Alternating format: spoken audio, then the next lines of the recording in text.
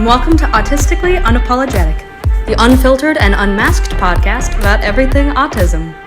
Here's your host, Devin Morrissey.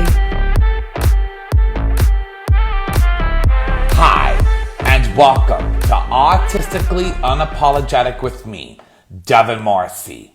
I would like to officially welcome you all to episode 32, where today I will be speaking with, for the very first time on this podcast, not one, but two guests. One of them is a familiar face who was one of my very first guests on this podcast, who I interviewed almost 3 years ago now, believe it or not. And the other guest is his wonderful girlfriend.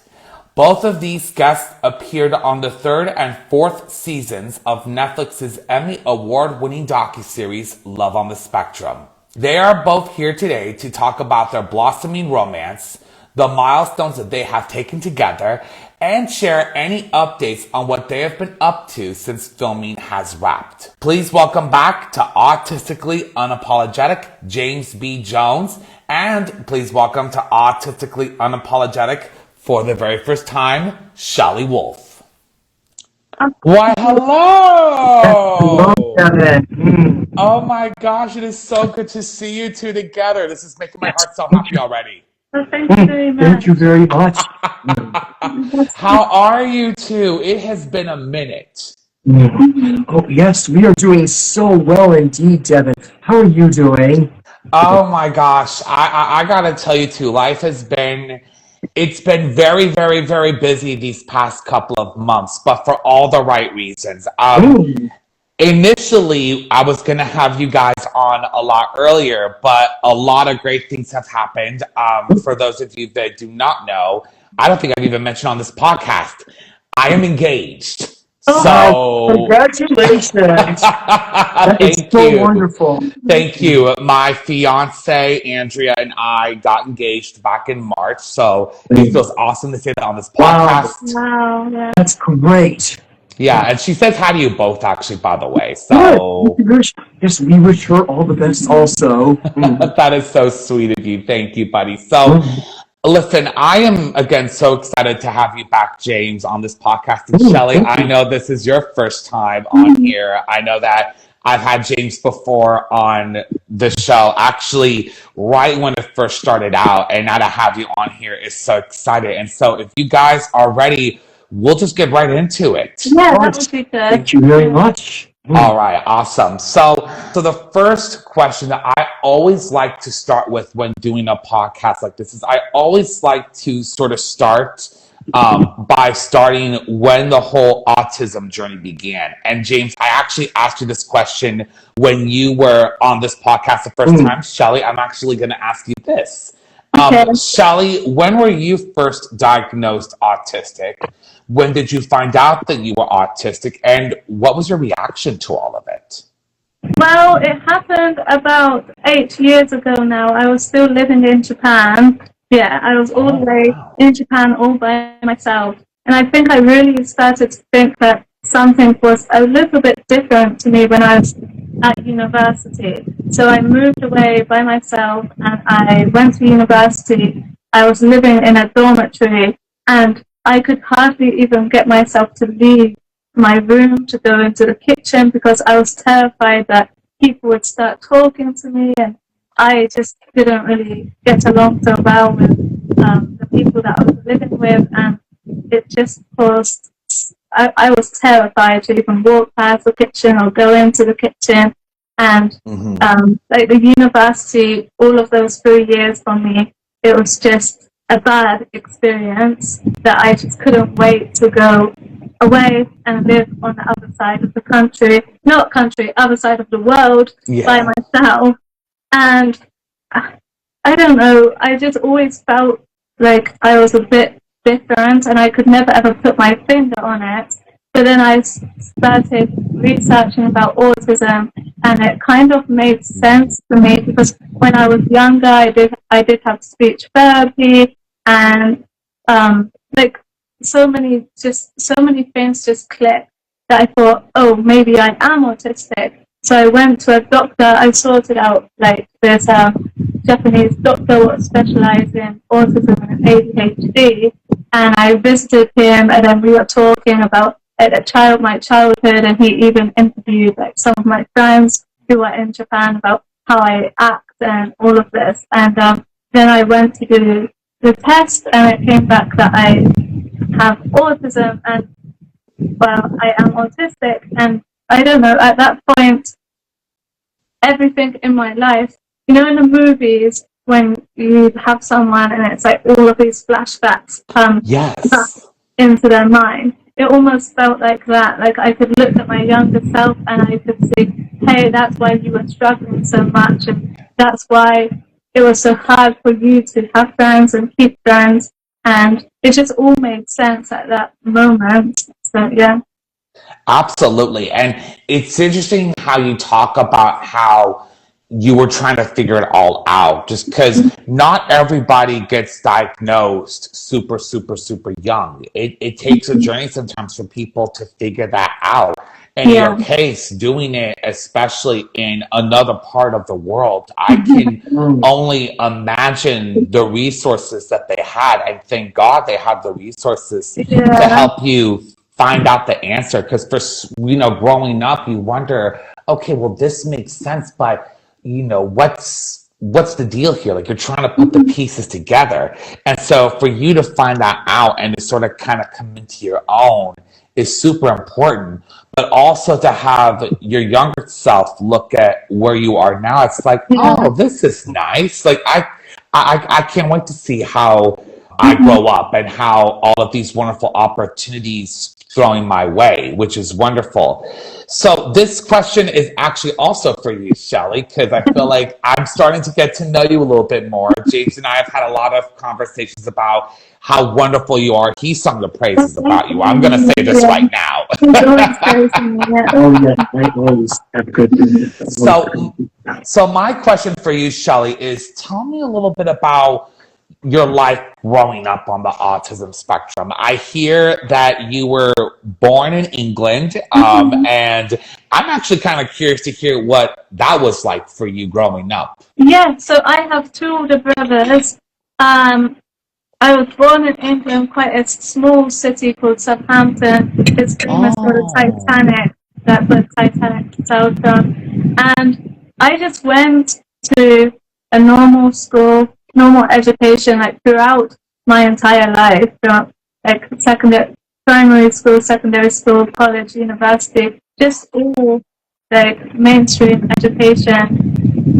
No one ever said anything about, oh, maybe you are autistic. I think at that time, no one really had a great understanding of what autism was. Like, even my understanding of autism, I would look at myself and think, oh, you're definitely not autistic, because my understanding of autism wasn't actually what autism is. And none of the teachers said anything. I found that I was either too quiet in a class, like not speaking at all, hardly, or too noisy. It would never be really anything in between that. I would be a distraction, or like, no. No, that's how school life was, though. And then, I don't know, I was always myself, though, but I went to an all-girls school, so different all-girls school, and, some people did look at me and just start laughing, or say, you act a bit strange, or, you talk differently than us, and I think that was the main one. People always brought up how I talk, and why do you talk like that, where do you come from, and I always felt sad, because I never felt like I belonged there, because even though I was brought up in Southampton, my whole family, they're English. People were always asking me, well, some people, not all the time, but people were asking me, where do you come from? Like, why do you have an accent? And it made me upset, because I felt like I never belonged at all. Yeah, and it was so unnecessary for them to say that to you. Yeah. What else? So then I went to university in London. I studied like sociology and politics. And then from there, I moved to Japan.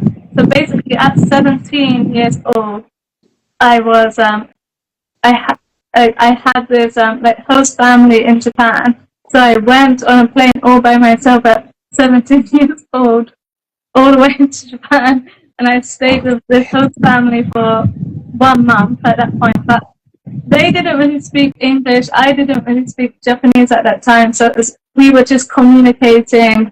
Like I don't even know how we communicated, but we just communicated somehow. And then every summer from then, I was going to Japan for about 2 months, and I absolutely loved it there. I think one of the reasons why I loved Japan so much was I felt like I could be myself.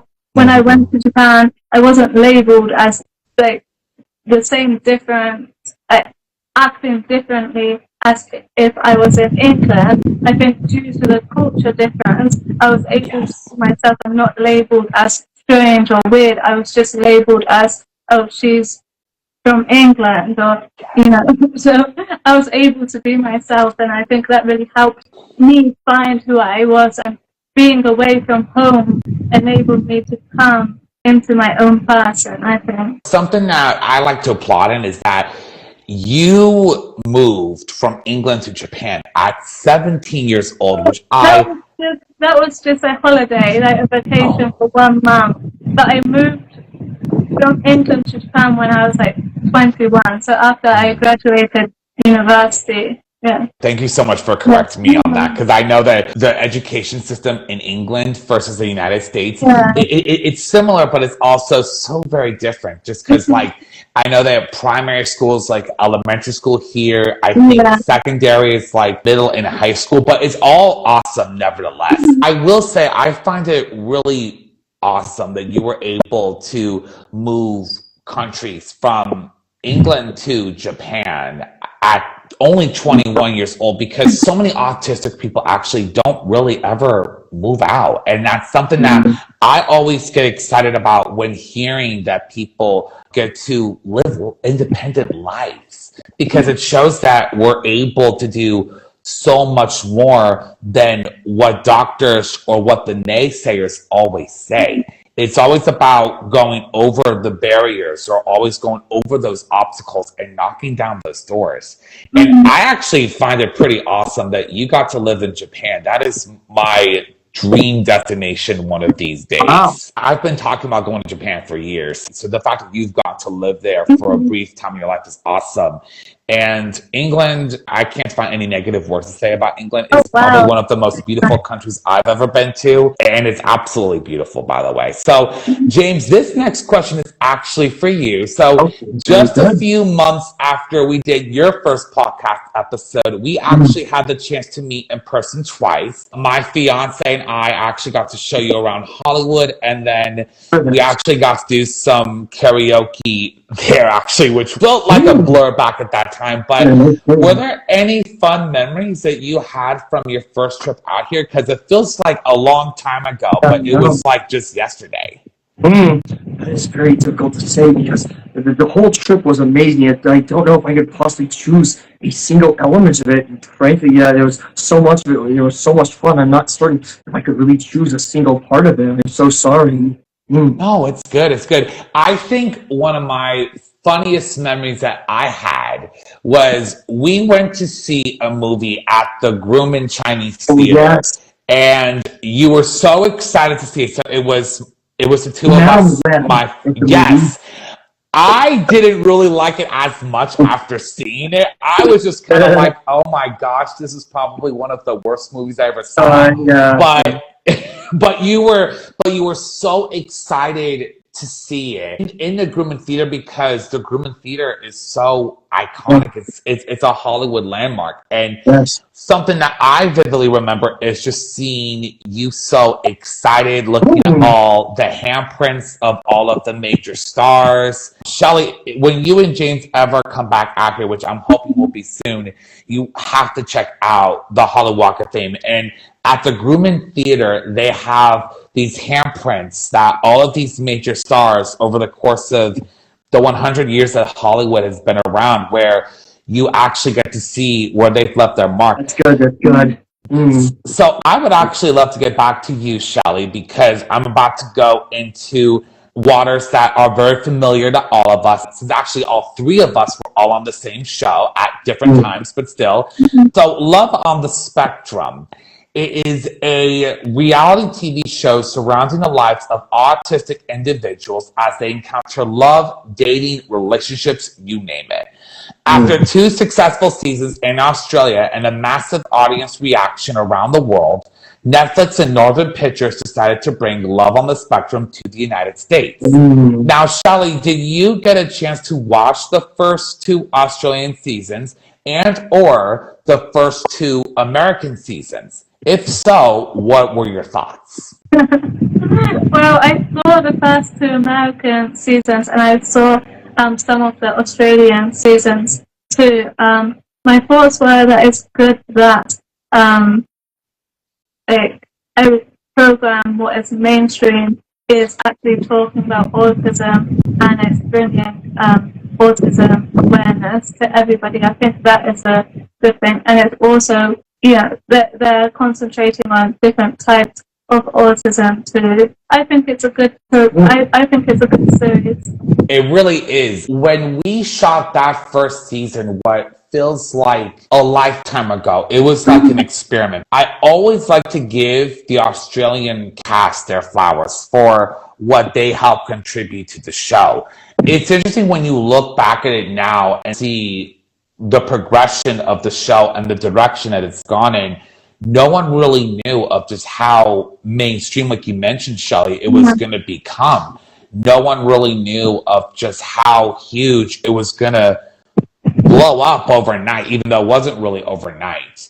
And I think that, like you said, like watching it and seeing something that we can all relate to, it's really nice because, like you mentioned earlier, autism wasn't really talked about as much as we were growing up. It was sort of like that silent word that no one really wanted to discuss. And looking at it now in 2026, where it's talked about so much, it's just like, okay, well, if we have all of these neurotypical people doing like The Bachelor or Love Island or any other reality dating show, then maybe it's about time autistic people have that chance as well, you know? And I think you nailed it on the head pretty much. So this next question is actually for the both of you. So James, you returned for seasons 2 and 3, and in season 3, Shelley, you were actually introduced to the world. What was it both like for you to have your relationship blossom in season 3, you know, and sort of become TV official in front of the world? Just because I know it wasn't easy at first.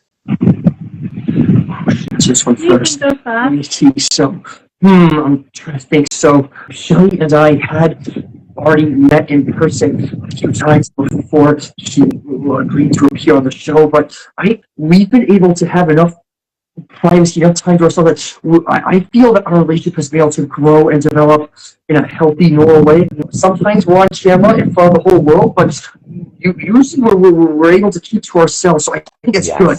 I think it's good that we have enough time for ourselves that we can grow and develop. We're not on camera because, I know it's good to have some privacy. Having time away from camera is crucial and essential to ensuring that we can grow and blossom and develop. At least that's how I see it. I think that sums it up very well. I think meeting James off camera, I think that really helped getting to know James off camera instead of trying to put a name to our relationship on camera without us really knowing how we felt about each other. Having that space and getting to know each other freely and being able to message each other whenever we wanted to, I think that helped really build our relationship so that when we were on camera, we already had strong feelings for each other and we could then pursue our relationships more. You know, I think that is so summed up so perfectly, just because I always like to say that TV is a way to entertain people, but in a way, what we always see on TV is not always what goes on behind the scenes. Exactly. And that is something that I have always tried to stress about.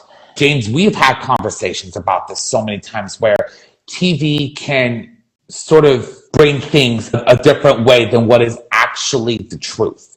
And sometimes we are all so quick to judge at certain times. We're also quick to be put in this environment of, oh my gosh, I have to do this for TV. But the fact that you guys actually met off camera is so, so, so important, because you wanted to build that trust, that respect, and that open, raw, honest communication that it's so important in couples right now. And I had seen this firsthand in my own beautiful relationship with the woman that I'm now about to marry.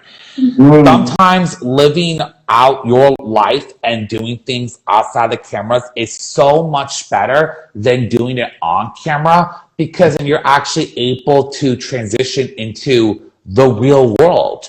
Because reality TV, as fun as it may seem, it's only for a brief time in your lives. And I think what you both do a great job of demonstrating is longevity in your relationship and the building blocks of the foundations in, I like to say, your forever, because I honestly feel that this is going to last. What I'm seeing right now and what I'm hearing right now is everything that I'd hoped for you, James, and everything that I hoped for you, Shelley. So I know that at first being on TV is not easy, but I think by having that open communication and really fighting for each other and being like, hey, this is just who James is, or hey, this is just who Shelley is, it allows you guys to move forward in a beautiful direction. Now, in this recently released 4th season, the world got to catch up with you guys as you went through a major milestone of moving in together and buying your first house together. I'm so happy for you both about. You have no idea. I know that when moving in together as a couple, it can be hard to adjust at times and even compromise on a lot of moving related subjects. How have you both been able to make it work? Yes, this has been a major transition in our lives. I guess, well, Shelley has already moved around several times, but for me, this was probably the most major transition that I've ever made in my entire life. But thankfully, it went very well. I will admit, I thought for certain I would be extremely nervous and tense and on edge. But no, actually, we held it very well. I think it's because Shelley and I had each other. Yes. Yes, you did. Yes, that is definitely a major part of it. Shelley and I were together. We moved here. I mean, if unfortunately, if I had moved into another house before I met Shelley, it would have been much more difficult. But no, thankfully, Shelley and I are together. We moved into our new house together. It was a group effort. It was a team effort with the two of us. So we moved all of our stuff in. Like for the first several weeks, everything was very hectic. We were very busy and hectic as we unpacked our stuff and set up around the house. But no, everything calms down and reaches a certain sense of equilibrium. Now we've been in our house like over 7.25 months now. We've been in our new house. I can't believe it. Yes. I am like literally jumping up and down on my seat for you guys. Thank you. And Shelley, how were you guys able to make it work? I mean, at first I was a bit hesitant. I was thinking that we're going to move into this house, and then James might be panicking, about being away from home. But I was actually so surprised. James handled the situation so well. Every day was just a blessing to be together. And I think where we were so busy the first 2 or 3 weeks, it completely took over our mind, to be honest, because we were packing everything and sorting everything out. And it was by the time we got past those 3 weeks, it just felt like a home to us. Yes. And I think moving in together really helped. Because if James already had his home, and then I moved in, and then I had to put all of my belongings places where he already had his belongings, then it might be a bit difficult. But where we moved in together, we organized belongings together, like who's going to have this closet and who's going to have this closet and stuff. So I think, that really helped everything go smoothly. That is so awesome. Everything that I'm hearing right now is just so amazing. Because when you guys move in together, you are literally taking a huge step in your relationship. And it can be at times nerve-wracking because you never fully know how it's going to go. But enjoying every step of the way is super important. And what's beautiful about it is that you guys get to share it together and create it. And make it not just James, not just Shelley's, but make it both of yours, which is so amazing. I remember when my fiance Andrea and I moved in together, which was 2 years ago. We moved in and it was so much fun putting our beautiful place together and then having photos up on the walls of us, being able to design everything together. It was a lot of fun because living on your own or living with other people, it's nice, but nothing ever really matches the beauty of living with the one that you love the most. Like, that's the most special thing. Nothing can top that. And I know, James, you had never really lived on your own at all in your life. So the fact that it was so successful in moving in, I know it was a lot at first, and we've had conversations about that, but I think you've done an amazing job, and having Shelley there to help you with that, dude, I just couldn't be more excited for you. And Shelley, as well for you, to move in with James and take that next step and really even going further into your relationship. It's so exciting. I'm literally speechless just hearing all of these wonderful things about how you both make it work, which is so important because a lot of neurotypicals, they can't do that, and they could learn something from you guys. They could learn something from you guys. So Love on the Spectrum premiered to a massive audience, and for the first time, it was the most watched Netflix TV show for 2 weeks around the world. What was your reaction to the success of the fourth season of the show? That's a good question. I mean, suppose at that point it was. I know it's like a brave. It's almost like same old to me at this point. But no. But of course, I was very pleased. I was very happy to know that the show is so popular because the show's popularity means that more people are watching it, which helps to raise awareness of autism. Yes, I understand. Perhaps this program, it presents a very particular perspective or view of autism, but still, any conversation around the subject is good, in my opinion. It's by helping to raise awareness of the subject, it hopefully shall encourage people to conduct their own research into the condition of autism and thus educate themselves. At least that is the hope. So, yes, I think the fact that the fourth season was so popular and watched by so many people, I think they're doing an excellent job to help encourage conversations about autism and other forms of neurodiversity in everyday dialogue. Absolutely. And Shelley?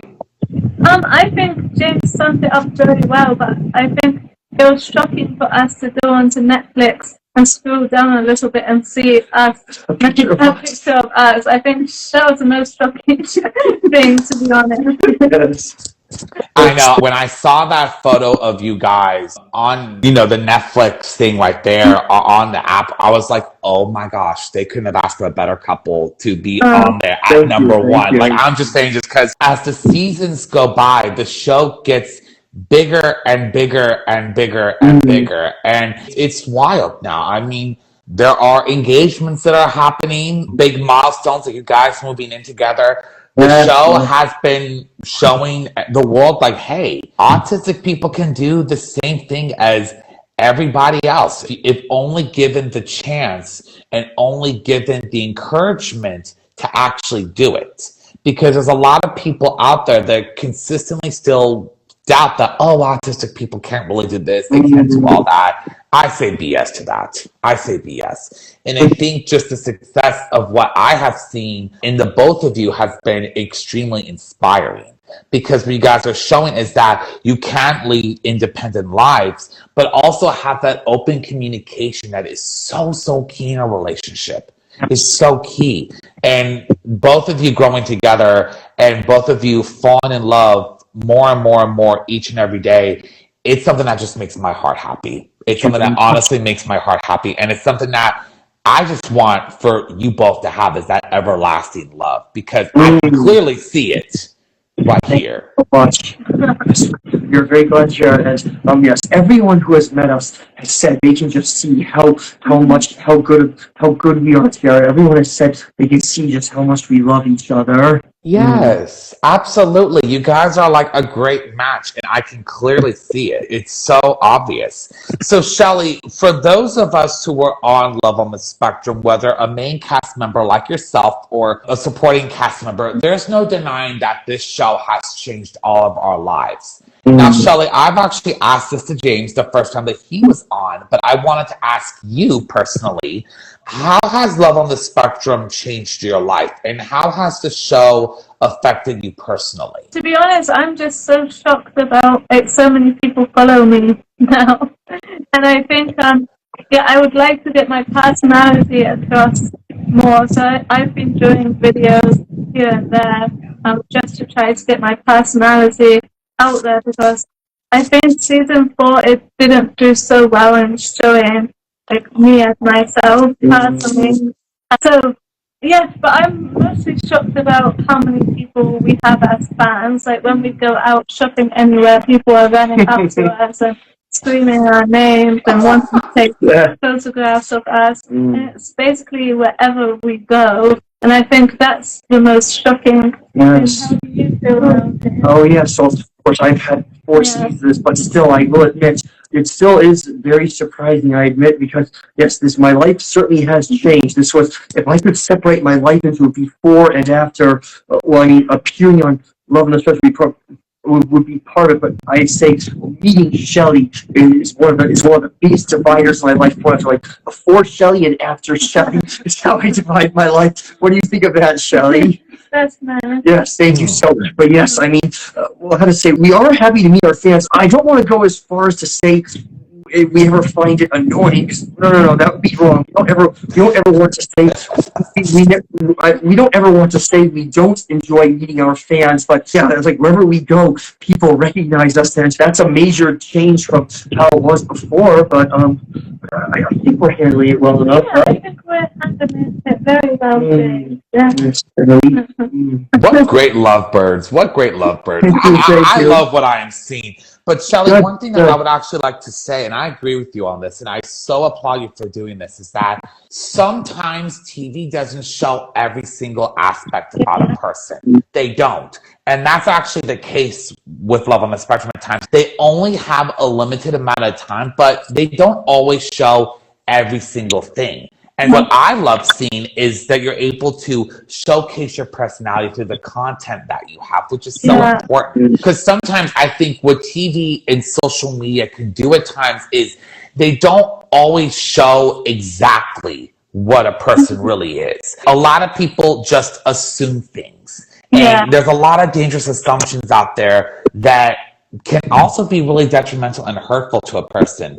So I'm actually really happy that you've been able to really show off more of who you are, which is so important. I think so. I think for me, it kind of not really upset me, but it made me seem like I didn't talk.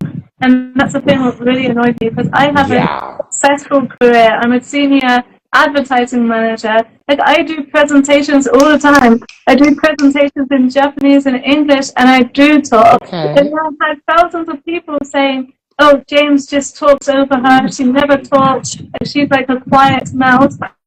That's not our relationship. Like, we are equals in a relationship.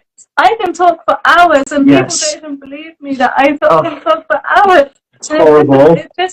So then I thought, I'm not really happy with being the quiet mouse, because that doesn't reflect me as myself. So then I just thought, I'm going to start putting out videos and talking to the camera so that people actually know that I talk. Yes, very good. Yeah, you have a voice, and you're your own person, which is so important, and really owning that is so crucial, because we live in a world right now where social media people, they just talk. They don't really know a person for exactly who they are. And I can guarantee you that you definitely have a lot to say, which is important. And shout out to you for working in senior administration, because that is not easy to do.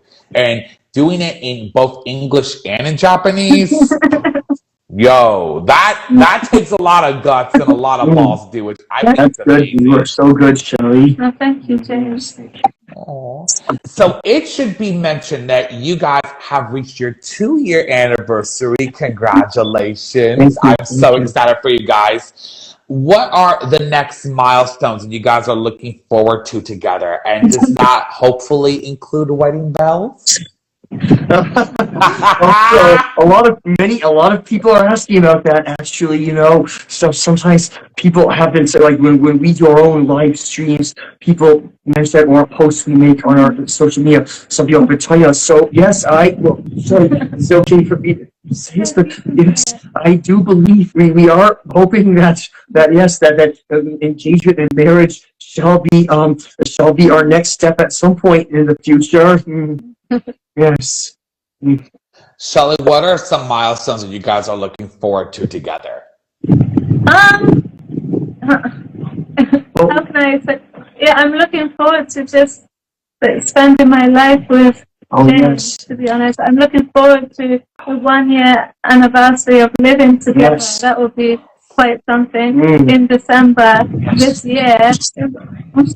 And I'm also looking forward to our 3rd-year anniversary. And I'm also looking forward to your 40th birthday. Yes. Yeah. Oh my gosh, you're going to turn 40. Wow. Yes. So not this year, but next year, 2027, I'll be 40. So we're going to do something extra special for my 40th birthday. Ooh. Bringing in the big 40. I love it. Yes, I know. I can't believe it. So actually, other than Steve, I'm the oldest cast member of the series. So 40 in age, but 25 at heart. Oh yes, I still feel young and energetic, thankfully. I think we all have to feel that these days because we're not getting any younger, but if we can feel younger, that's always a good thing. Well, that's so awesome just because the fact that you guys are about to celebrate almost a year of living together, it's huge. Some couples don't even last a year. They maybe last a few months and they realize, I can't even do this. But what separates you, I think actually both parties in this situation from everybody else is we're able to make it work. We're able to compromise. We're able to work through things and actually find that common ground. I can recall when I moved in with my fiance, we were trying to figure things out, but it ended up being beautiful and we love where we're at. And I will also say, because I know there's been a lot of questions about you guys and, wedding bells, take your time. When the time is right, the time is right, Do it at your own timing and don't do it for what the world is expecting you to. I can say that my proposal to Andrea happened at the best time. And honestly, I could have not been in a much more happier position. Now planning our wedding, which I never thought I'd ever say that, but I am so excited about that. But love truly belongs to those who enjoy every minute of it and who truly believe in communication and seeing each other's point of view like you guys do. There's nothing like it. And so my last question is actually for the both of you, and I actually want to get you both of your thoughts on this because I truly believe that your thoughts equally are just as important. First, you guys have really inspired a lot of neurodiverse individuals to not only keep looking for love, but to really keep working on that lifelong commitment to each other. What are pieces of advice that you wish to give to other neurodiverse individuals that are currently looking for love or that are already in a relationship? Wait, would you like to go first? Oh, yes. Well, the first piece of advice I'd like to give is to never lose hope. You can find that one special someone who is right for you. There is a match out there for someone. Everyone has their own ideal match somewhere. And of course, one thing to do is, perhaps you shouldn't always go out with the intention of finding someone. Perhaps what you should do is you should search, try to meet people through common hobbies or shared interests, perhaps. That is always good. Then maybe you'll find someone with whom you have a stronger connection. And once you do find that special person, once you establish that connection, always be sure to prioritize each other. Always take time to focus on yourself and your relationship. Just make sure you let that person know just how important they are to you. Would you like to say Yeah, anything? I can And say Shelley? something. I think just, yeah, like James said, don't go out there expecting you're going to find a relationship.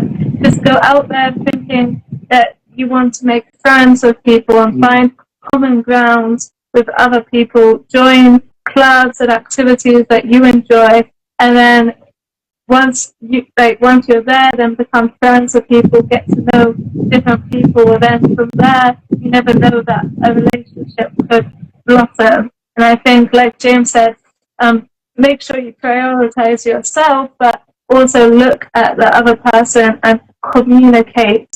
Tell them how you are feeling, and if you are unhappy with something, just tell them. Make sure that they're both aware of, well, make sure that they're aware of how you are feeling, or if you're struggling with something, don't feel ashamed just to say, hey, I'm struggling with this. And I think, yeah, open communication is very important in a relationship. You both hit the nail on the head with that one. And if you can find common interests like rock concerts and Renaissance fairs and all of that wonderful stuff, then you're in. But also agreeing with you, Shelley, open communication is so key. It is so essential because communicating how you're feeling is super important.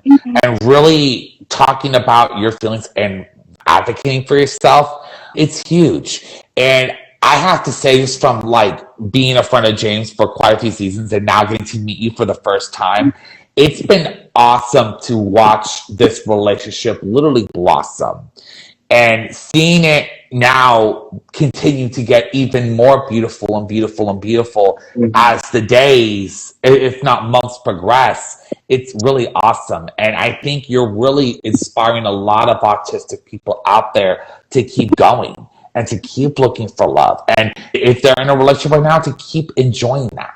Yeah. You know, I always say, you know, there's so many great ways to find love. And yeah, love on the spectrum is a big way to do it, but it's not the only way. Like you say, if it's a common activity or a common hobby, maybe start there, you know, maybe a great date, you know, to try to see if it works is going to an Iron Maiden concert. You never know.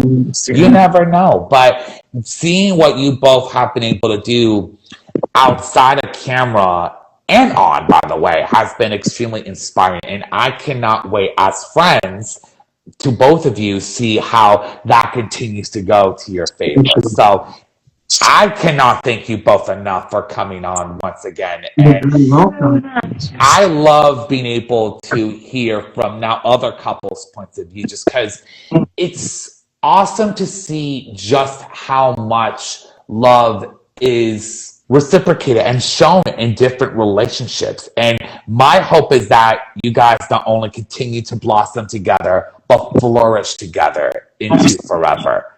So my thanks to both James B. Jones and Shelley Wolfe for joining me in this episode, and all the best in their continued love story, which is going to be forever. If you like what you heard in this episode and want to hear other episodes or stay tuned for future ones, please sure to like, comment, and subscribe to this podcast. You can find us on Apple Podcasts, Spotify, and on YouTube. Thank you so much for listening to this episode. I'm Devin Morrissey, and I will see you next time right here on Autistically Unapologetic.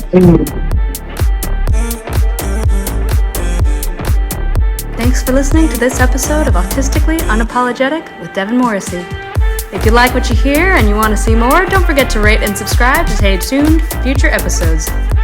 Again, thanks for listening.